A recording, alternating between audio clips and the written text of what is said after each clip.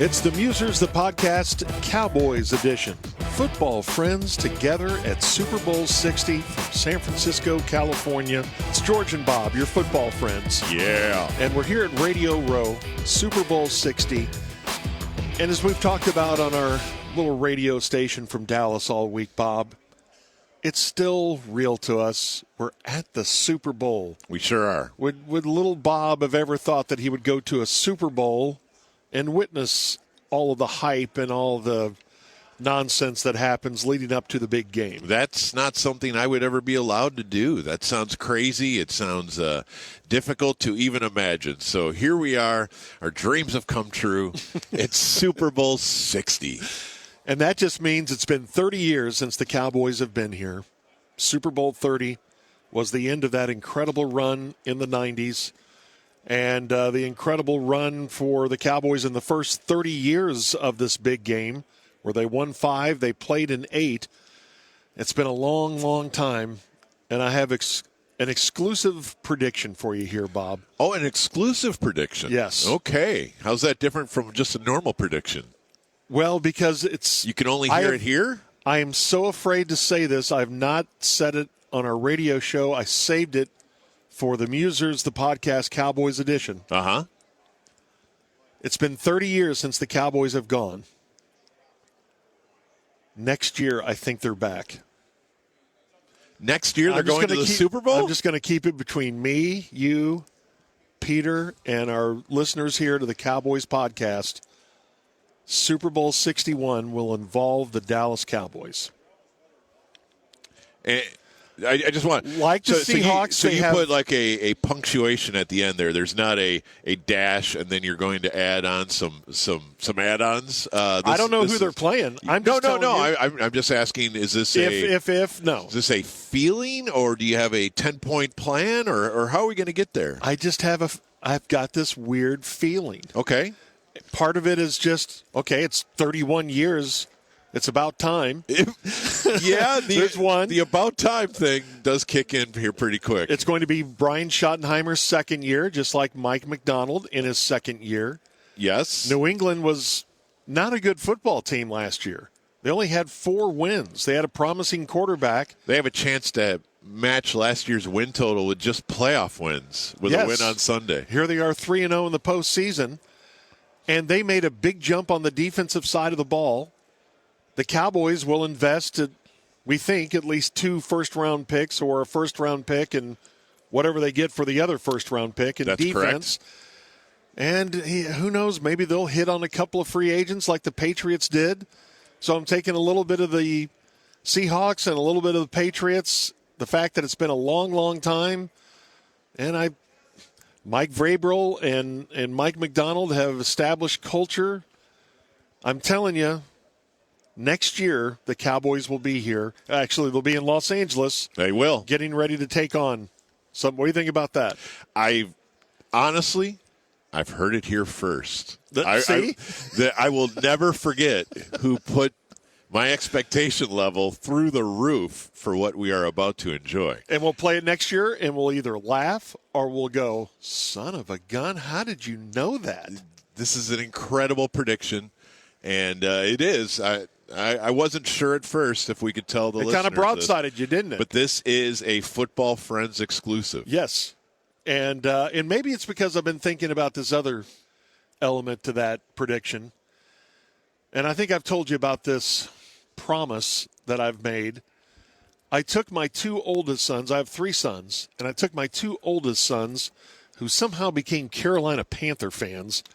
And when the Panthers went and played the Patriots back in 2004 in Houston, as we went into the postseason, they said, hey, the Super Bowl's in Houston this year, Dad. Right. And the Panthers are in the playoffs. If they make the playoffs, can we go? And I went, yeah, what are the odds? Panthers in the Super Bowl? Come on. That's right. Jake Delhomme at quarterback? Yeah, I think I'm okay on that one. So I seemed like a superhero dad and said, well, sure, I'll take you. Doggone if they don't go. So then I had to scramble and come up with 4 tickets. Our youngest son, who was 3 at the time, didn't get to go. But we went, and I was able to put together 4 tickets to go to the game. We had a great time.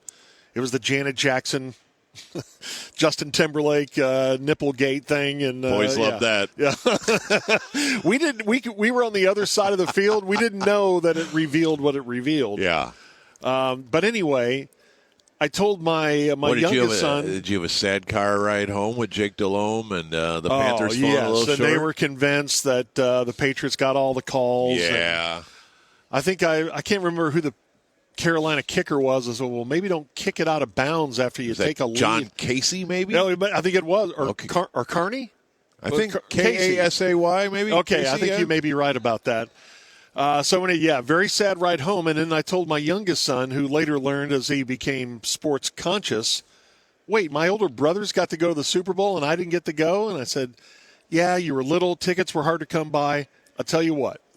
Since his middle name is Landry, and he still believes kind of that this will happen someday. Yeah. And I said, well, if the Cowboys ever go back and when they go back, I don't think I worded it as if. I said when they go back, right, I will take you.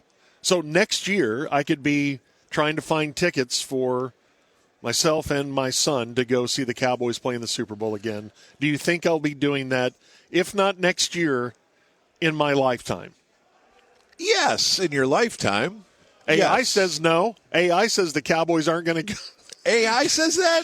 I mean, you haven't seen the big prediction? No, I've not. Super Bowl 90, I don't think they're yeah, that's right. Yeah, doesn't Berlin go a few times before before the London or somebody does, Yeah. Well, look. Someday I'll pay that bet off. Look, AI may say the other way. I'm going to say, George, as it says on my Twitter bio or my X bio, who can say? Yeah. Someday we'll go all the way. And we will. Yep. I believe in that. I believe that the Cowboys will be back, and I believe you'll live to see it. And I believe when they do go, we're both going to go. You know what? Okay. We're both going to be in that stadium. Now, you take family moment. I'm not going to try to be your long-lost son. I think Uncle Bob ought to go with us. Well, Uncle Bob would be delighted to go, but doggone it, they are going back. And that's, that keeps the energy high is that this league is built for parity, and I honestly have a friend named Nick who may be listening right now, and Nick works in statistics and probabilities, and he's also I think is a Cowboy fan at this point. I definitely know he started as a Cowboy fan, but it worked to a point where now they drive him crazy, like they drive everybody crazy. But since he works in statistics, he loves the probability of the Cowboys missing the Super Bowl for this long actually being an amazing statistical accomplishment, because it seems impossible, a wise man once said. Here is what he sent me recently. He says, the Jerry math of incompetence. This is season 30, done and dusted. So now we move to season 31 since their last Super Bowl. The probability of randomly going that long without even making a conference final, an NFC championship game, is only 1.5%. If it were pure random, a team should have a coin flip 50-50 chance of making the conference finals once every 5.2 years. If you want to use the 50-50 mark of a 5.2 years of random baseline, Jerry is not anywhere close to even a replacement-level general manager utilizing dumb luck as a reference point for replacement-level competence.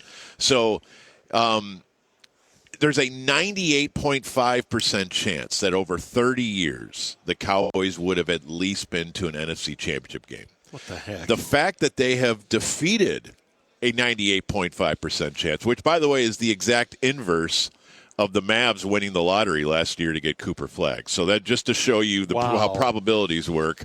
If you would have said, the morning after Super Bowl 30 in Tempe, 27-17, Larry Brown, that the Cowboys would have been able to avoid the next 30 NFC championship games in a row, it would have been a 1.5% chance. So like Oh my the gosh. odds, Vegas would have taken $10 and offered to pay you $10,000 if it hit, and this is hit. So for me to then say that when we're all 90, 30, 35, 40 years from now, that this will continue. Impossible. Okay. It can't happen, George. Okay. So I don't know about next year in Los Angeles. Or if I could make it to 90. Right. That's yes. Dicey. We're all going to have to take our vitamins. Yeah. And get our steps in. but yes, I think optimism is appropriate because you've already put in the 30 bad years. Yeah. So now we've sown, and now we just wait to reap. Yeah. What we've sown. So the 30 years in the waiting room. We're getting close. How long could they leave us in the waiting room, George? It can't be much longer. I know. So it's been 30. So now if you could do the mental reset of, okay, now we did our time, and now it's time to open our Christmas presents, and now we just wait because Santa Jerry is about to come down the chimney, and Christmas morning has to be right around the corner. Well, that's why this offseason, if that's going to happen, obviously is so huge. They have to hit in the draft. They got to spend some capital. How do you get George Pickens and Brandon Aubrey done? Right. And Javonte Williams. There's some things to do. In there too? We got some things to get done, things to work through. And then maybe some of what these teams are accomplishing and have accomplished, Seattle and New England, maybe it'll ignite something with Jerry of, hey, yeah, what if we did spend a little more capital, and what if we truly did go all in? The draft thing is kind of, there's luck involved in that, and 100%. But yeah, there's the random chance thing is literally looking us in the face. Even if you go back to the NFC Championship games and you just say, okay, or the two championship games, and you say Patriots Broncos, literally 0 people predicted that at the start of the season. Seahawks Rams, probably almost nobody. And so you have this Final Four that shows us the NFL is built for randomness, for basically to make dynasties impossible and to make long runs very, very difficult because no sooner do you build a team than you have to start paying them, and then they get ripped apart. Can't keep the band together. So the league teaches us year after year after year that they want a carousel of power. Yeah. And that's why when you look at that incredible graphic that shows us there are 16 NFC teams, and every single one of them have been in the NFC Championship game since 2010, except one. Gosh. Only one of the 16 NFC teams has avoided the NFC title game since before 2010, and they also tacked another 15 years on it, going all the way back to the 1995 season. So, again, you have to comprehend what we are talking about with the Cowboys' 30-year wilderness here, is that not only have they avoided Super Bowls, but they've avoided a Final Four at nearly a statistical improbability, especially with 2 decade-long franchise quarterbacks at the helm. Like you would think they'd be one of those franchises with the funny jersey that the guy wears with has 40 different quarterback names on it for 30 years. Cowboys actually don't. They've had great stability there. They've hired great coaches. They've had some really, really, they have a Hall of Fame coach here and a Super Bowl winning coach there. So they have lowered the bar of performance at a remarkable level. So again, we're all just telling you we've already survived the drought, the famine, the stock market crash. Like, we're still alive, guys. You're listening to this, so you know we've all survived. So now, if George is telling us the seeds of optimism for 2026 are already in the ground and being watered, then now let's just let's just hop on board and enjoy this. I just ride. got a feeling. What an unbelievable Homer Cowboy podcast this has become. They're going to the Super Bowl next year. All they have to do is send us to the Super Bowl city, and we are these cheerleaders who are just telling you this is going to be the year for the Cowboys. I've just had a vision, Bob. That's Okay. all I can tell you. Okay. And I don't really have a lot of fact, but that's what visions are. Well, I don't want the aggregators to say we both think it's going to happen in 2026. Yeah, and I don't want to tie you into this. I just want to say it's around the corner soon. Yes, that's right. Yes. Okay, that's fine too. I don't think our great-grandkids are going to be handling this podcast someday and still saying it's now been 130 years in the wilderness. Surely we're due. Even that makes me feel better. Right. And I look back at It's still going to be us. I look back at the last 30 years, and I think of times because the Cowboys are not only just turning into a team like we always pick on the Browns. Yeah. Hey, look at the Dolphins. They've had a long run without doing anything significant in the postseason. We're running out of teams to pick on. Let's pick on those Raiders, too. They hadn't done much in a while. Can't use the Bears anymore. Yeah. Can't use the Commanders or the Lions. Okay. But whatever, the Lions were a punchline for years.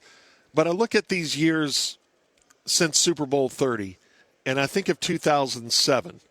And you and I were at Texas Stadium for that divisional game against the Giants. And we felt kind of uneasy going into it because the Giants had gone on the road to Tampa and just knocked the Buccaneers all over the field. And they played that game. Meantime, some of the prominent Cowboys were in Cabo that weekend just having the time of their life. And the Giants go in, beat the Cowboys, go on to beat the Patriots in the Super Bowl and beat the Packers in Lambeau. Beat the Packers in Lambeau that easily ended the Brett Favre era. That's right, and that could have been Dallas, and the Patrick Creighton drop gets brought up, and that was certainly a pivotal play in that game. But I remember the Cowboys had the ball last, and Romo was throwing to the end zone. The ball got knocked away. I think Terry Glenn, maybe. That was close. The drop snap the year before in Seattle by Romo as he was a holder, and just how seen a play like that involve a starting quarterback, which was weird that they never switched that out, and then the Pete Hunter game in a playoff game of significance like that would have put him in an NFC title game, and of course the Dez catch, which was not in Green Bay, right. Those are the three closest times. They also had home field advantage, Dak and Zeke's rookie year, and they didn't get there. So maybe that's why in Jerry's mind, he's like, I know how to do this. I've been so close. But have they really? Have they really been close when you don't even make it to the title game? Yeah, I mean, it's a two-sided conversation. So the easy answer is no, they haven't been close. But that's not true. They've been a 1 seed multiple times. So home field throughout the playoffs, which they have promptly blown very quickly. In fact, remarkably quickly in a couple cases. One or two you just detailed. 2016, the most ridiculous throw of Aaron Rodgers' career. Mason Crosby bangs back-to-back like 53-yarders, and if he misses either of them, the Cowboys move on and host an NFC Championship game against Atlanta, I want to say. Yeah. That was the 28-3 Patriots Super Bowl in Houston. And so if you add up regular season wins, or if you add up double-digit win seasons, or if you add up playoff berths, or playoff berths get a little dicier because, remember, it took Mike McCarthy to break a streak of almost 2 decades of never going to the playoffs in consecutive years, which, again, going back to you had 10 years of Tony Romo and 10 years of Dak Prescott, and you kept maxing out at one consecutive year in the playoffs. Yeah. You couldn't back up a wild card with a wild card. Like that's pretty bad if you think about it. And so the lessons are everywhere for organizational chaos and malpractice and all these things we say. And I don't think you can back off from it, but I do think if you add up regular season wins over the course of 20 or 30 years, the Cowboys actually net out at top 10. So it's a very unique sporting experience that I don't That's another reason why they think they're doing this the right way. Hey, look at our record since whatever the year is, 2010, and we're doing okay. Well, I mean, honestly, it's not crazy to have that thought because at its core, following a sports team is really a ratio of good days to bad.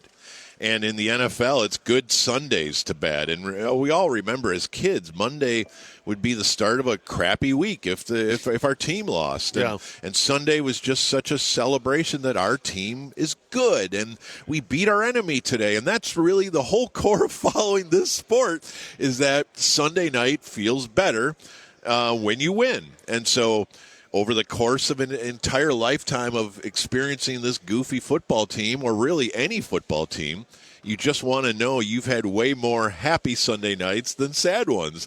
And or now, I guess, the feeling you have no feelings at all. You just stare at the screen in a catatonic trance of why do I do this to myself? But the Cowboys have given a lot of happy Sundays, per capita, pound for pound. Yeah. And so that's why to claim it's the most miserable experience is not true. They're not the Jets. They're just not. But, again, the longer we drag out this wilderness, now 3 decades, we do realize there are fewer Jets below us who we can say at least we're not so-and-so.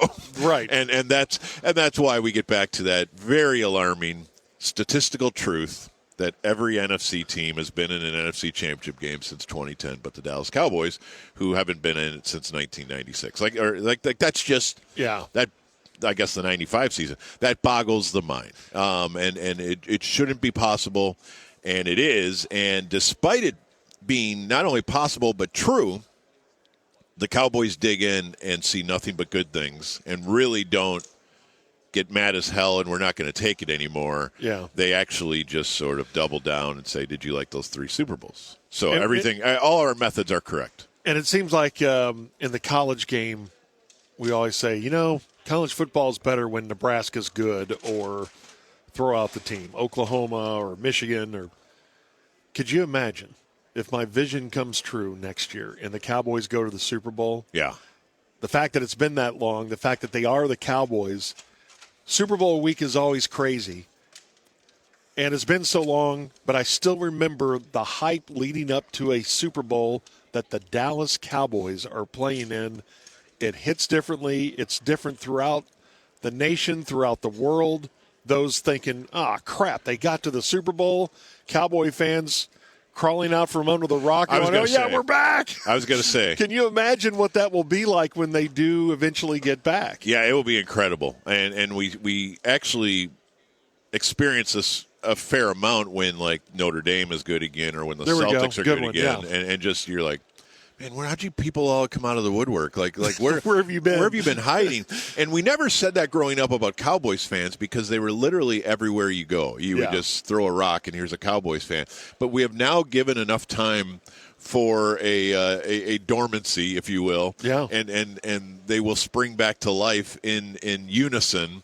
And it will be absurd. Like, wearing their Dexter Coakley jerseys, yes, we are back. You will see an enormous, rising from the grave of an entire legion of Cowboy fans that will just march like zombies to the Super Bowl city, and the prices will be insane, George, for you to try to get in. I know. Tell me about it. But all your years of toiling in the coal mines of Cowboy football will be rewarded with all the connections you've built, so you'll be fine. Yeah. But the parade, someday we'll go all the way. Okay. I don't know when. If nothing else, I appreciate you being specific about it. But I've just had that vision this week being here and I've never had that feeling before. Well, and as somebody who has an NFL logo tattooed on my shoulder of a different team, I want to say I want it really, really badly for all of you. I want to see it. In fact, I'll experience it, and I won't deserve it because I don't have pictures of young Bob in cowboy pajamas.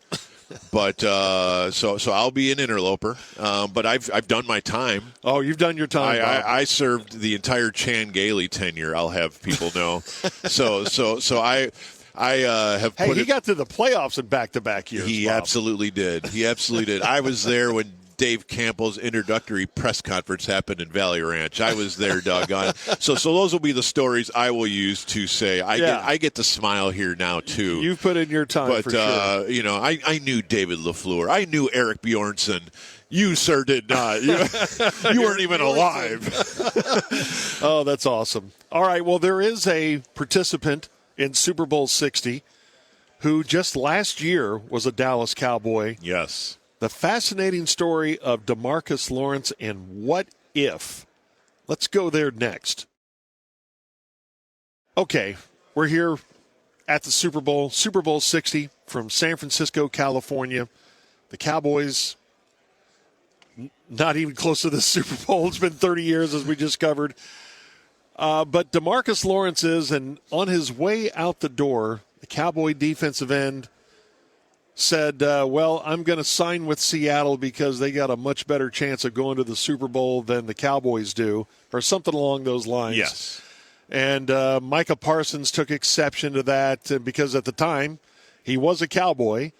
And we could do 20 minutes on that, the friction between Parsons and DeMarcus Lawrence, and almost alpha trying to how it prints differently these days and take control of the Cowboys locker room. But let's go back a year, and I remember, and I loved DeMarcus Lawrence. I liked him as a guy, and I loved the way he played. He played his tail off. Yes, he did. But he was starting to get up there in years. He had maybe his worst season as far as missing games and injuries, and as he signs with Seattle, I thought, man, he's really going to help them. But I can see why the Cowboys are going to, okay, you're going to go the Micah Parsons route. You're going to sign him, and this is going to be the defense moving forward. But it's you and I have been talking this week.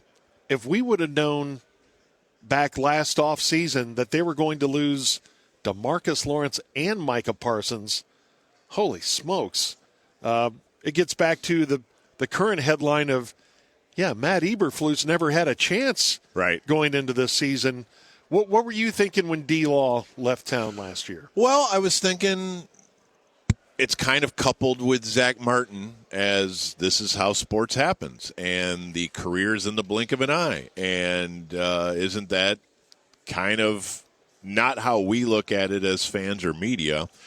Because in the words of McConaughey, we keep getting older, but they stay the same age, which is kind of a way to look at athletes and just how it works. But for them, it's their entire story. It's their narrative. It's their life. And so I think that's important for us to occasionally try to envision the journey of a football player, not a football team. Because all of us look at this through the lens of our football team.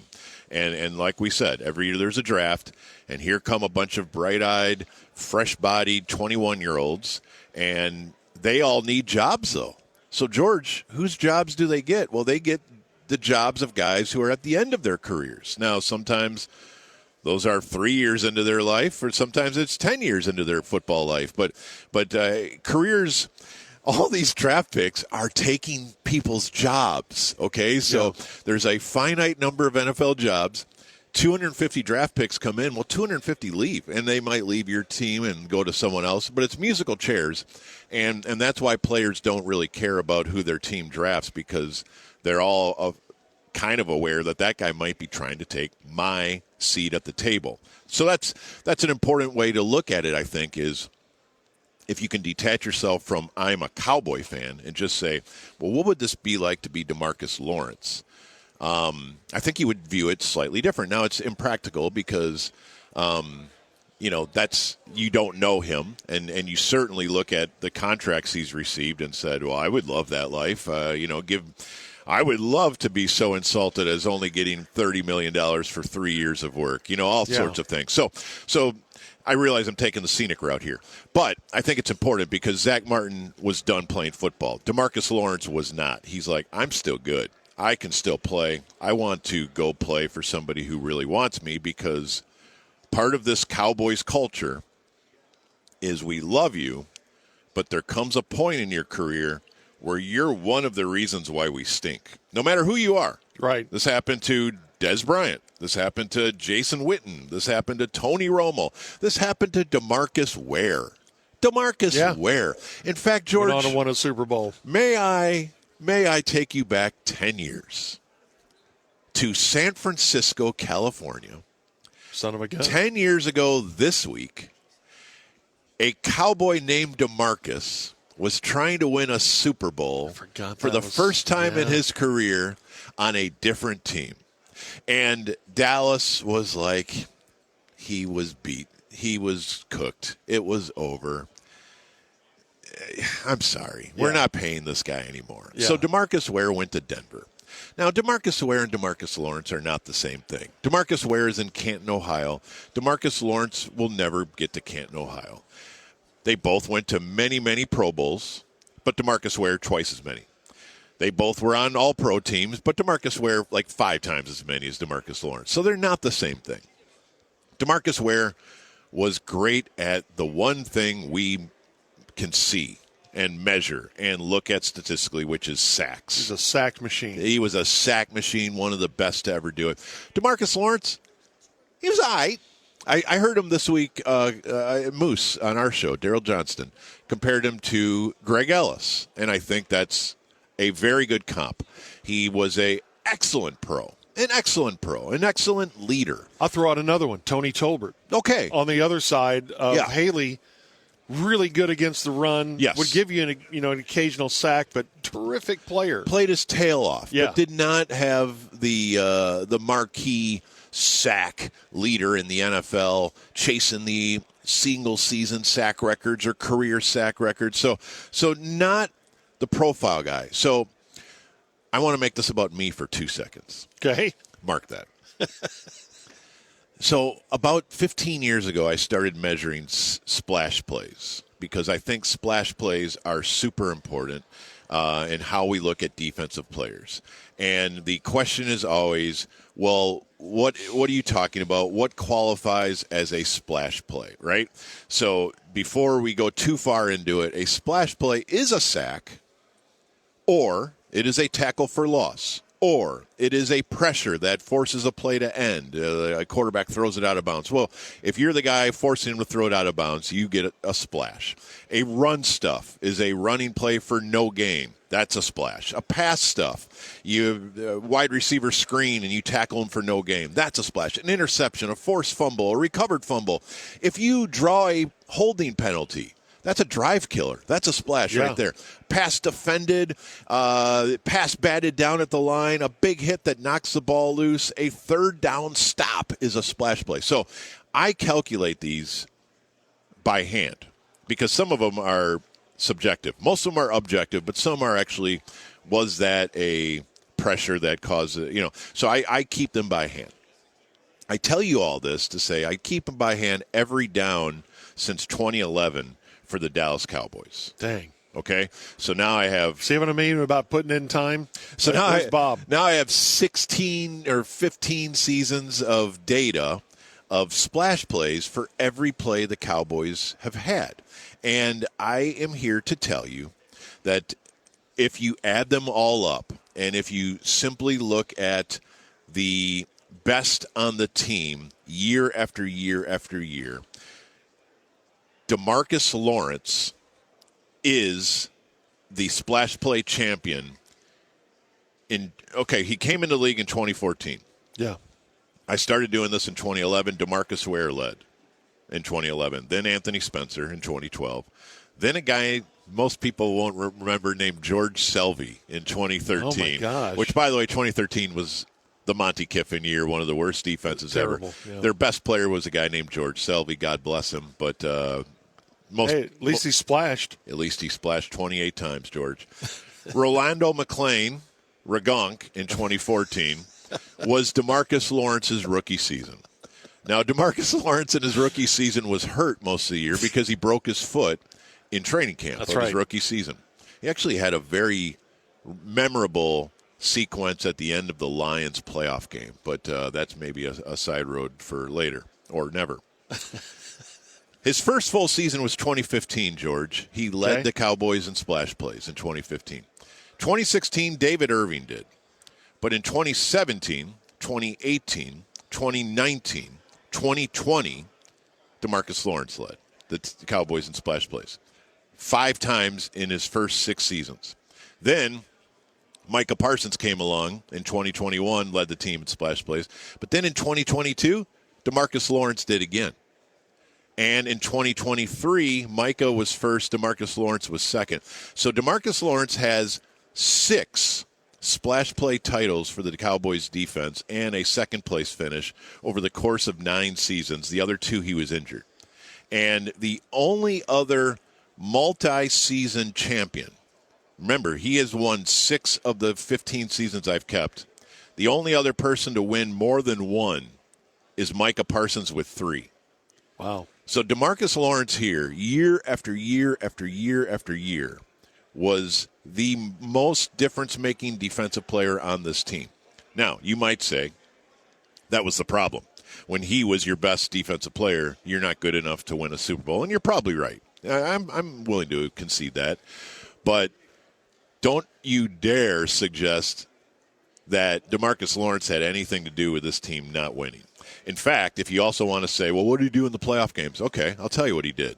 He sacked Matthew Stafford. He sacked Aaron Rodgers. He sacked, I believe, Jimmy Garoppolo in one of those 49ers playoff games. He got big splash plays in those games as well. Now, again, a lot of them were losses because the Cowboys lost a lot of playoff games.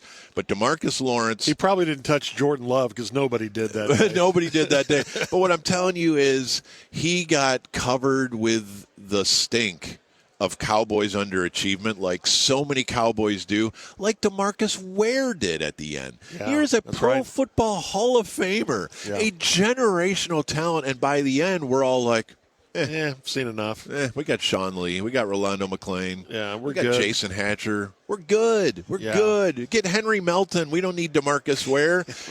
And so I just think there's been a generation or two of Cowboys players who are really, really good players. And what happens in this sports talk, hot take, shouty show world we live in is we end up blaming a team's best players for them not achieving our dreams.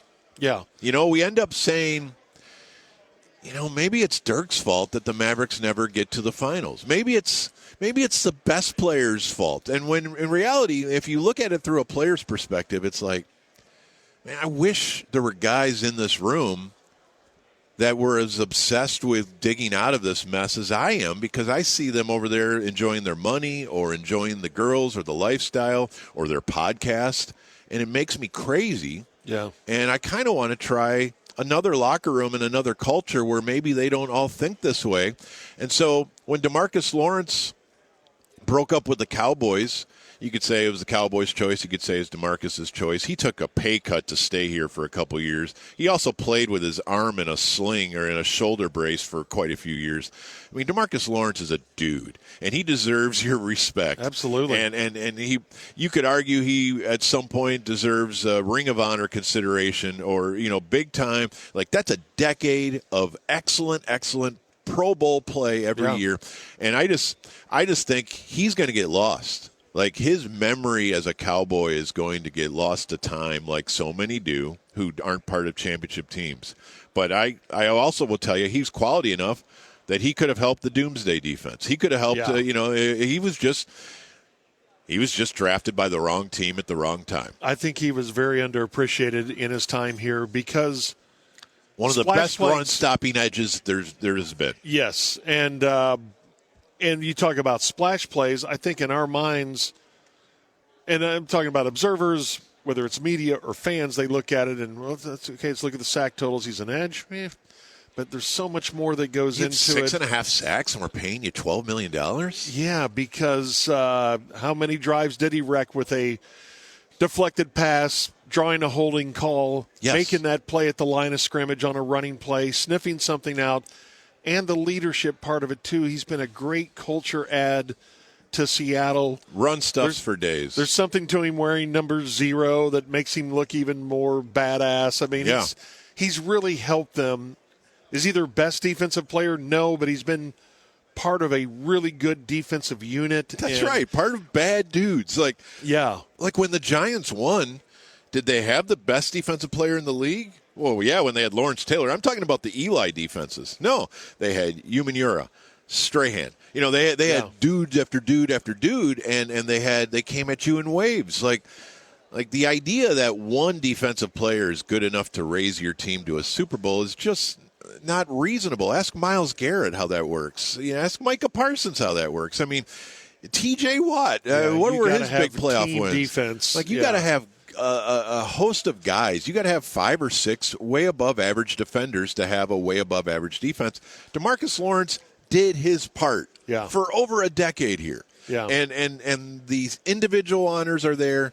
The team honors are not. But I just want to appreciate these guys. Like, it's easy to appreciate Darren Woodson. He was part of that team. But the guys who have come since then, a couple have the individual stats, but a lot of them are just going to get lost to time. Tyron Smith. There will be a time where people are not going to be sure if Tyron Smith was that great because what did this team ever win? And I'm like, bro, I've got to tell you about Tyron Smith. And so I feel like there's a responsibility for some of us who lived it to continue to bang the drum that DeMarcus Lawrence was really, really good. Now, was it time for him to go? I don't think so, especially if you're going to break up with Micah. You might want to keep a leader here. But they, as you know, they had something going. As you said, it was like alpha, king of the mountain stuff. Yeah. And they didn't like each other. And the story, of course, is that, DeMarcus Lawrence did not think Micah was the leader and maybe the off-field obsessed with winning guy that he wanted. Yeah. And that made him crazy because he's taking a pay cut and this guy's over here doing a podcast talking about I need all this money. And so, look, they're both doesn't even rank his quarterback in the top 5. That's right. And they're both gone. They're both gone, and so we can relitigate this forever, and maybe Micah Parsons is in a Super Bowl at some point, and we can do this whole thing again. But I just want to say, not really caring who wins Sunday, I care because I want to see DeMarcus Lawrence rewarded. I would love that. For an awesome career. Yeah. And if you want to say it's a symmetry of 2 DeMarcuses from Cowboys winning Super Bowls in San Francisco 10 years apart, that's cool too. I think it's a neat little detail, but it really doesn't mean anything. But I think DeMarcus Ware's career took another step up the ladder in the eyes of many when he won a Super Bowl and had a couple sacks against Cam Newton in Super Bowl 50. Yeah. Now, did people really not know how good he was before that day? There must have been a few, but DeMarcus Ware was always great. The problem is he had the Cowboy stink on him. Yeah. So maybe with a lot of these guys, there is something to playing your last contract somewhere else and having that stink removed because, like you said, doesn't seem like he stinks in Seattle right now. No.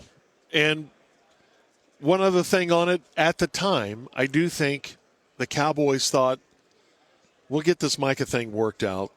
That's right. And what was it? It was $40 million over 3 years for him. The Seattle deal? Yeah, for DeMarcus Lawrence. I think it's less than that. Let me make sure. It was something that they would not have paid. 3-year, 42. Right?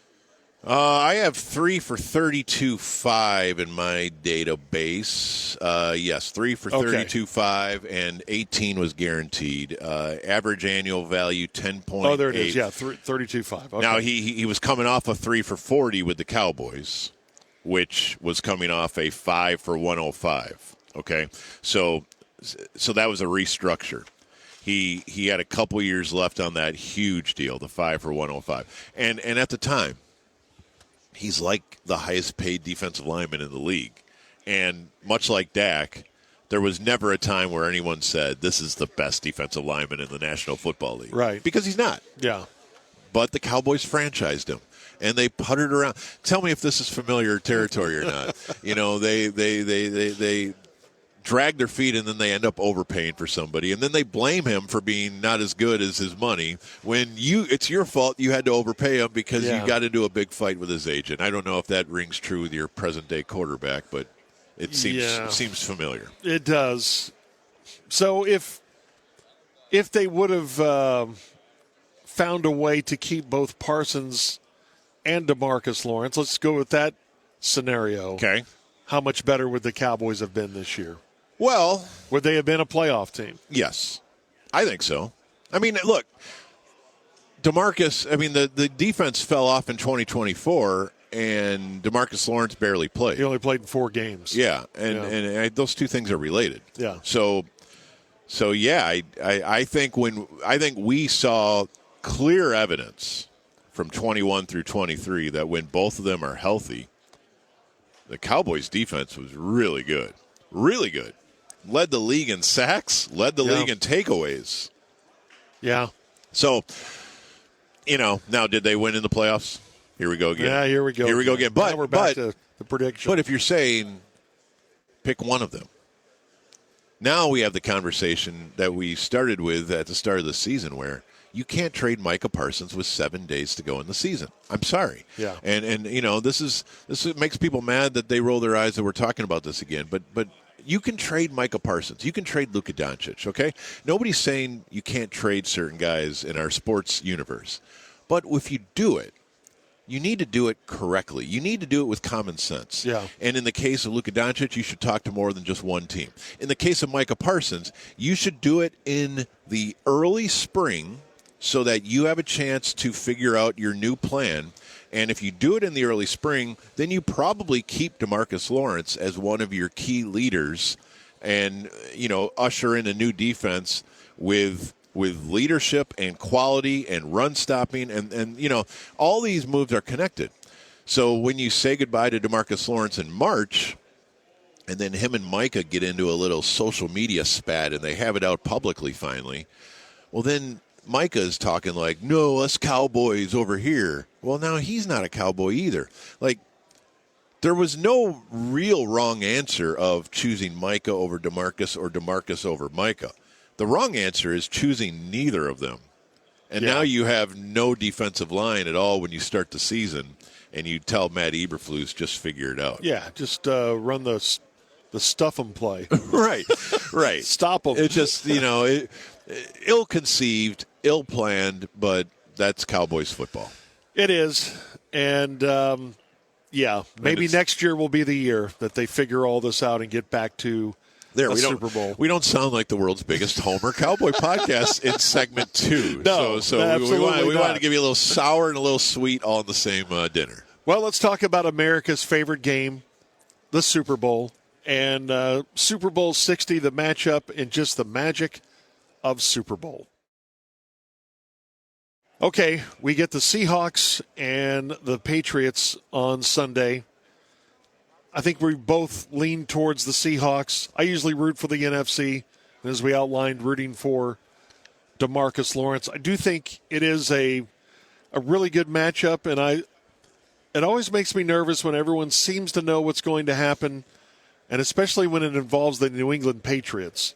We were convinced that they're going to be undefeated, and the Giants turned the tables on them. There's no way they're beating the greatest show on turf, and that's where we were introduced to Tom Brady. Seahawks win on Sunday, we do believe, but I don't know. The Mike Vrabel Patriots are really a scrappy bunch, and if this postseason has taught us anything, it's been get ready for a close game. Yeah. I think there's a good chance we have an entertaining game. I hope we do. And the Super Bowl is always a melancholy thing for me. Like, I love the game, I love the history, but it's over. I also have this feeling that football is about to be tucked in its little bed, and we got to get ready for truck day and all the things that we do between football seasons that we don't like as much, but we do our best to stay occupied. But it's. If you look at the present teams, I do like Seattle. Although, to be fair, I probably, if you asked me in August what I thought of the 2025 Seattle Seahawks, I'm not sure I would have projected them anywhere close to this game. So No. I shouldn't act like this is the heavyweight champion. And Can the Darnold do that again? I don't know. Right. And look what he was at the end of the season in Minnesota. I had my doubts. No doubt. And even entering the playoffs, you look at the bracket and you're like, Seahawks, okay, 1 seed, the home field advantage, but it's Darnold and it's the Seahawks. So from a present tense, we do like the Seahawks, but let's not get carried away with how much we like them, especially with a little depleted running back situation, and that worked against the Rams, but that was a very, very tight, losable game for a big part of that NFC title game, and the Patriots do have a very solid defensive plan and usually get after it pretty well. Historically, though, I am curious how you sit in the all-time Game of Thrones in regards to the Patriots for the 7th Lombardi Trophy. So there are 4 franchises that have won more than 4 Lombardi trophies. The 49ers have 5 and probably are kicking themselves because on the final week of this season, they had a chance to win home field throughout the playoffs in the 1 seed and then host the Super Bowl, which only the Brady Tampa Bay Buccaneers have been able to pull off. They were running out of players. But, yeah, maybe that could have been different had they been at home. I think they left it on the field in Philly and had no chance against Seattle. That's right. They emptied their tank, and they probably achieved their ceiling for this year, but they won't host another Super Bowl for a while, I'm assuming. The Cowboys have 5, and we've detailed that to a great extent over the years. By the way, what do you think of the Got 5 T-shirt? I think it's an embarrassment because it's been so long. I would probably table any sort of bragging about Super Bowl accomplishments until you don't even bring it up till you get one within the decade. Yeah. And then the 6th Lombardi group is 2 teams. It's your Pittsburgh Steelers and it's your New England Patriots. Yep. And so it is worth noting that the Patriots had 0 in the year 2000. So they're on a heater, as the kids might say. Yeah. And so they can get to 7. And in my Super Bowl franchise rankings, I'll spoil it. They're already the new leader just by making the Super Bowl. They have moved past the Steelers back into first place. Okay. And the lead the Cowboys had 25 years ago on the Patriots is like 100-0. Yeah. And obviously 7 Super Bowls. Or Jerry says he wants to catch Robert Kraft. That's his goal, which I've never heard before. I want to dunk from the free throw line, George. Until this offseason. And I remember thinking, okay, well, I like goals, but that's a stretch, isn't it? Want to climb Everest. But, so does it do anything for you to in any way hope that the Patriots don't pull too far away, or is that interesting to you? Or honestly, is it more an interesting story to see a team with such a coach quarterback dynasty to tear it all down and build it right back up this fast with completely new characters in their story? Is that something we should all just admire, that, wow, it can be done that quickly and that effectively? Absolutely. And, there is something to the Patriots being here again and having the chance to make history with total wins. And I know it seems like the rest of America's like, oh, gosh, not the Patriots again. And now they got a young quarterback. If he is the second coming of Brady, are we going to be putting up with them for the next decade? And you never know. I really like Vrabel, too. I just like him. And I don't know. I really don't outside of rooting for DeMarcus Lawrence. And I think the Sam Darnold story is – I don't get tired of talking about it. We've talked about it on a radio show, and I did some deep dives and listening to him talk about it, including Jason Garrett. And I don't know if you saw that interview that aired a couple of weeks ago on NBC, but he read Sam Darnold, the Cowboys scouting report on him. Really? And it was spot on. It was, I'm going to get to the negative first. Too many mistakes, too many interceptions, too many forced balls. But then he went down to incredible arm talent, intelligence, toughness, And he said, this is the one that I have highlighted at the bottom. I really like your ability to come back from adversity. And he meant, I think, in the context of a game. Yeah. But has, outside of Jim Plunkett, that's a comp that I came up with this week. Interesting. There are very few others who have come back, and it's all required that you win the Super Bowl. We tend to forget about the quarterbacks who lose them. Yeah. But if Sam Darnold wins the Super Bowl, what a redemption story from where he was as a guy who also said in that interview that on NBC that he felt like after he left Carolina that for the rest of his career he would be a backup quarterback. Yeah, that's interesting. That's really interesting. You know, that 2018 draft in general. So was that his report that he wrote? Yes, it was his copy of it because he had his own notes on there. Okay. But some of them, it's in a collective scope of Darnold. Interesting. I need to go find that. But I went back to my 2018 draft stuff. And interesting. What did Bob say? I had him as the 1-1. I thought he was the best quarterback in the draft, the best player in the draft, and he was only 20 years old too. And you go to New York, not only on a bad team, but New York, right? From Southern California. What? I mean, it's the Baker Mayfield story, except Baker's winning the Super Bowl because they're in the same draft. And well, Baker had some success. Baker was in cast Cleveland, aside to the but point he was where cast aside several times. They run scout team defense, and how about the fact that they are together in Carolina? That's so nuts. It's so nuts with Matt Rule, right? Yeah. And Joe Brady, I suppose. Yeah. There's a million things there that are fascinating. But probably the biggest one is there's no substitute for experience and for learning to fail.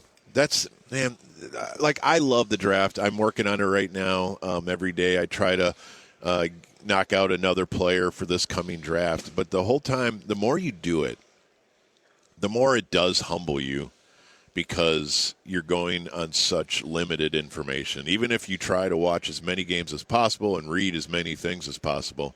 And you're projecting you're doing guesswork. And the reason you're doing guesswork is the story is not written. Like if you were studying about World War II, you could put in enough study time that you would know all of the twists and turns and outcomes and all the pieces on the chessboard. What you don't know when you're studying draft guys, literally, is what tomorrow is going to do to them.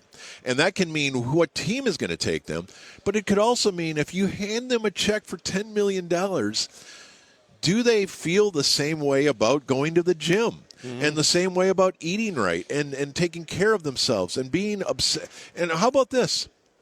On draft day, in any sport, most of these young men who are at the very top of the draft have never failed in their life. They have been the best player in every game and every league and every situation. And that's why that was noted by Garrett. How do you deal with failure? How do you deal with failure? And how about that kind of failure to where you're seeing ghosts? That's been replayed. You're booted out of New York because they think Zach Wilson's a better choice. Well, and in social media, what does it do to your brain to know that everybody is saying how much you suck? Yeah. And how it's your fault. Absolutely. And how you are a failure. And, dude, that does mental damage to people. And so that information doesn't exist because the experiments haven't been done. And so when you say, how did you not see Sam Darnold doing this 8 years into his career, it's because nobody knew how interested he was going to be in failure and getting up and failure and getting up and failure and getting up and the resolve that takes. And it's not for the money. He's rich. It's not for the fame. He's famous. It's because it's burning inside him that I want to keep going. I don't want to give up. I don't want to go work a normal job and just spend my money and go play golf. I can do that down the road. So that is the endlessly fascinating part of following these athletes, because when they're 20 years old, you have to have a take on what this guy is going to turn into, but you don't have any of the necessary information about what's inside them. How much do they care? How much can they handle being told how awful they are? Yeah. And what if they have buffoons running their organization who are just trying to keep their own jobs? The Jets, the worst possible team for him to go to. Yes, and a savage media that just loves just mocking you and mocking your new girlfriend or just whatever, and all the mental strife that puts on everything. So, again, the scenic route. But I do want to say that this is what humbles you about trying to evaluate these guys, is that you have to say, no matter how strongly I feel about this tape I just watched, there is this ocean of unknown territory that I have to temper things, good, bad, or indifferent on, but there's so much we don't know. And you want to say that's assumed and everybody knows it and it's baked in, but clearly it's not, because of the way we talk about these guys and the way we just rip them to shreds when they let us down. He's got nothing. I'm just sick of looking at his face. Yeah. And, and it's not just one thing, because I've always said, well, he hit the Kyle Shanahan reset.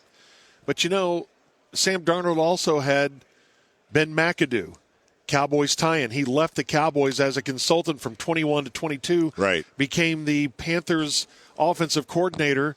Sam Darnold talked about, he really helped me with my footwork and keeping my eyes downfield and how it related to my feet. Then he got Kyle Shanahan. Then he got Kevin O'Connell, who helped him. Yep. And now he's around a great team. So now all those pieces that he didn't have in New York have come together for him. And I would love for him to get that crown put on his head on Sunday of, dude, this is one of the greatest comeback stories and stick with it stories in NFL history. Well, and you just mentioned that he basically got his doctorate in quarterbacking over the years. Yeah. Took a while. And yet, in our sports commentary or in the way we all see sports, we would rather have a blank slate of J.J. McCarthy or whoever's in this year's draft. We would rather have them because they've never failed. And we don't have tape of them seeing ghosts, and we don't remember mocking them.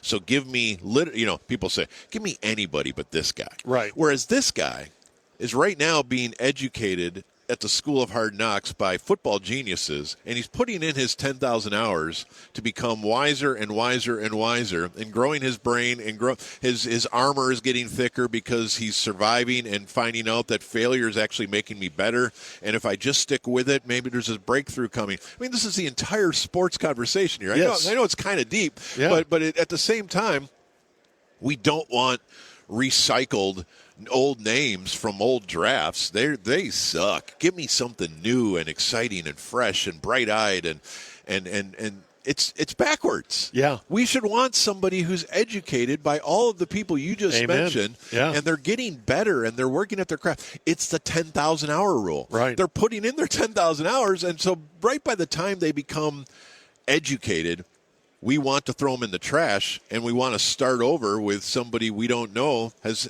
even 1,000 hours in. And I'll leave you with two things. That year in Carolina, Sam Darnold went 4-2, and his quarterback rating was 92 point something. And then it all blew up with Rule, and he goes out to San Francisco, and it relates to me and you, Bob. Because when he goes to San Francisco, I remember you saying San Francisco may end up with Darnold as their quarterback instead of Brock Purdy. And I remember saying to you, you are crazy. This guy's trash. Right. And I didn't realize he had a 92 quarterback rating at Carolina. I remember the ghost story of New York, and I had dismissed him. But if you would have told me he's going to go and win 14 games in Minnesota, then he's going to win a Super Bowl for Seattle, I would say, Bob, how much money you have in your pocket? Right. I'll bet you on that. Yeah. Well, I mean, look, the opposite is true for me. I fell in love with Sam Darnold at USC, and I was convinced he was the best quarterback in that draft, better than Josh Allen, better than Lamar Jackson. Now he's beat them both to the Super Bowl, which is interesting, but better than Baker Mayfield. Now, so was I right or was I wrong? Well, I was obviously wrong.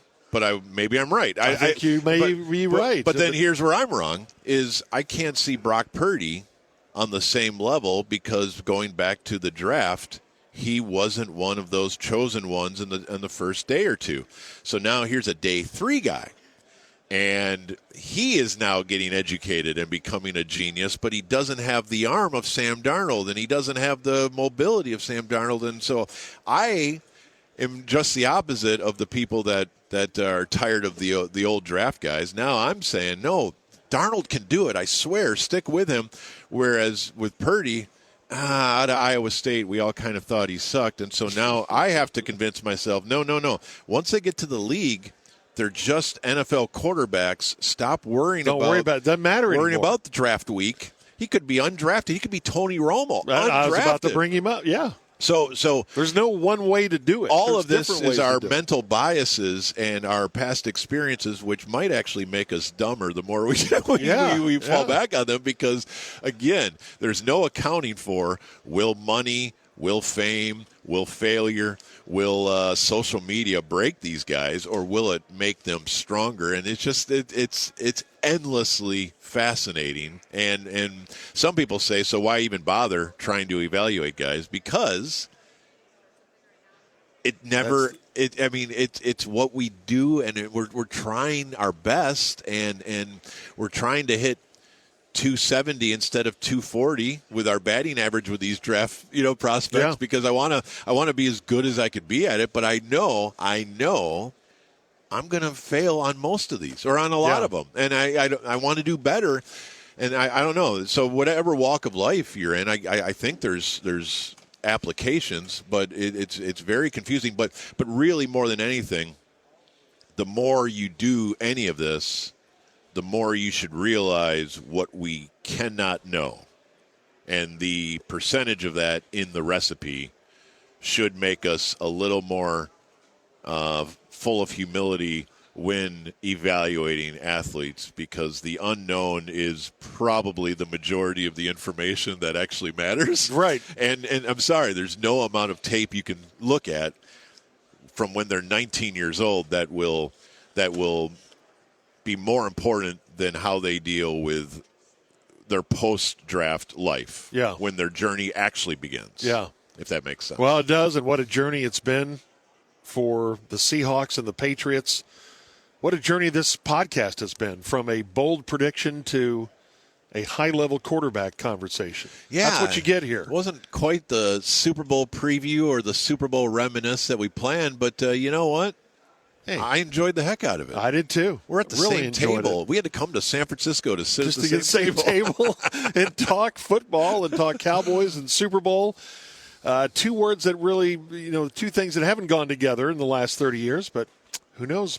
Maybe next year, Bob, we'll be singing a different song from Los Angeles. I like the way you're headed. Well, thanks to Peter Welton to listen and produce all of this. And our little venture here from San Francisco, California. He's Bob Sturm. I'm George Dunham, and thanks for being with us on the Musers, the podcast, Cowboys edition. Football friends. Yay.